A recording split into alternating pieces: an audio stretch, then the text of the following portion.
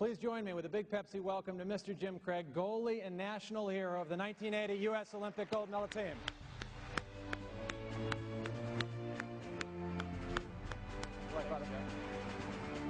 Thank you. Thank you. Thank you. Thank you very much. Thank you. Thank you. Thank you. Thank you. Sit, sit. You know, the greatest thing about that video is that we always win. What a way to start the day. Show a video and you win. Well, great moments were born from great opportunity. But in 1980, there were a bunch of great players and coaches who thought the challenge was too difficult and decided to pass because they thought it would hurt their career. And what was that challenge? It was to represent your country and win a gold medal for the United States of America. And when you think about that challenge, you had to beat the Russian Red Army team, a team who had won 8 out of 9 Olympic Games, 4 in a row, hadn't lost a game since 1968, had just beat the NHL All-Stars 6-0. We played them in Madison Square Garden. They beat us 10-3, and it could have been 20. And all of a sudden, we're going to play this team.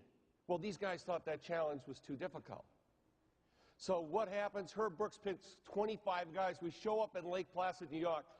We've got 25 guys who don't even like each other. Instead of having a shared dream, we had our own dream. We all wanted to be NHL players.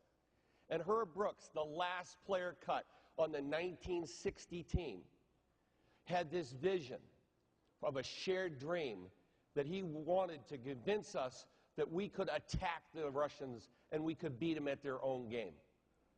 So the first thing he does, he says competition without preparation and there's no development. So what we're going to do, we're going to show up, and our first game is going to be against the Minnesota North Stars. We're all so excited because all we want to be is NHL players.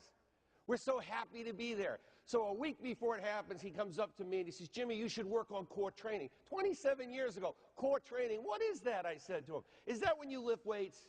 Because I heard if you lift weights, you build muscle. And while you're building muscle, you know, it's broke down. And if I should get hit by a hockey puck by then, I'll bruise easy. So Herb says, don't worry about it. Then he goes up to Mark Johnson and to Robbie McClanahan, best players. And he says, the legs feed the wolf. The legs feed the wolf.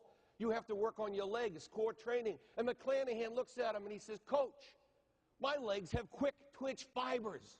If I start messing with weights, they might become slow twitch. I don't think I should lift weights. And Herb goes, okay. So we have our tough guy, Phil Furcota. He's had a beard since he's in high school. So we're going to play the North Stars. He's a pick for the North Stars. He's one of their draft picks. So the game's about to start. He lines up on the face-off circle, and he's talking to the players on the team. He said, guys, I can't wait till this Olympics are over because then I'm going to join your team. It'll be really great. So the puck's dropped 5 seconds into the game. Boom! Right in his mouth. They knock out his 4 front teeth. Our tough guy is walking up the runway with his teeth in his hand for the next 59 minutes and 55 seconds. We're skating around. We don't care where the puck is. We just don't want to get hurt. But guess what? Lifting weights became a great idea. So we go on in this journey, and as we go along, we're playing a game in Norway. And if you've watched that movie Miracle, you'll see he skates us in Norway. And he skates us and he skates us because he was trying to tell us that the name on the front of the jersey is much more important than the name on the back. He said, Craig, for the next Olympics and the next 100 Olympics, it's going to say USA in the front. The only name that's going to change is the name on the back. And we got it. What we understood was it was our challenge. So we go into Lake Placid. We're about to play the Russians. Herb Brooks walks in the locker room. He says, this moment is yours. You were meant to be here. Now go out and get it. That's the same challenge everyone here has. So we win the game against the Russians, but it's not over. We play the Finns. He walks in the next time. His message is a little different.